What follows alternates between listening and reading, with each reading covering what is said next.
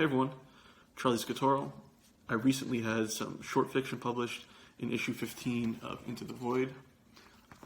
And as part of their quarantine time mini-series, Little Readings, I'm going to read that for you now. The piece is called Perfect Blue Circles, and it's about loss and how we deal with loss. So here goes. I remember the day you died. There was a sun shower that morning like I'd never seen before. It poured for 20 minutes, soaking the entire city, but the sun never left us. You called me at work and said you were going to take a nap, but you would call again after you woke up. When the afternoon came and you hadn't called, I asked the super to check on you. I left work before I heard back from him. By the time I got home, the paramedics had come and gone. They left our door open and someone stole the TV. I didn't care about the TV, but I knew you would have been furious. I summoned anger in your honor that night. It was bitter and dense and exhausting. It made me want to give up, and I vowed I would never summon anything in your honor again. I remember one time when you were really struggling. I asked you what it felt like. The weight of it all. Everything going on in your head. The noise you couldn't silence.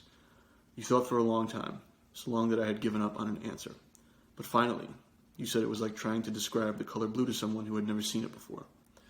You could tell them the color blue is deep and rich and feels like home. You could tell them the color blue is heavy and inviting, and that it looks like wisdom. A crushing amount of wisdom. You could tell them the color blue feels like infinity. You could tell them the color blue is a suffocating caress. You could say these things to someone, but they won't know the color blue. Kind of like trying to draw a perfect circle, I asked. No, I don't really think it's like that, you said, and then we stopped talking about it. I think about that day, about how sunshine is supposed to disappear when it rains, about how we're supposed to fight like hell for the people we love, about how I could have done more. There are a lot of things I wished, but most of all, I wish things for you that you didn't wish for yourself. Now the only thing I wish is that you might have cared enough to stay. I decided I'm going to wear blue on the 1-year anniversary of your death. A lot of people have asked how I'm feeling since you passed.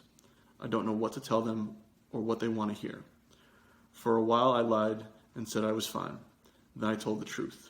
No matter what, I felt like my answer was never good enough. So now I tell them it's like trying to describe the color blue to someone who's never seen it before. When they furrow their brow and make sad eyes at me, I tell them it's like trying to draw a perfect circle. Thank you guys. Stay safe.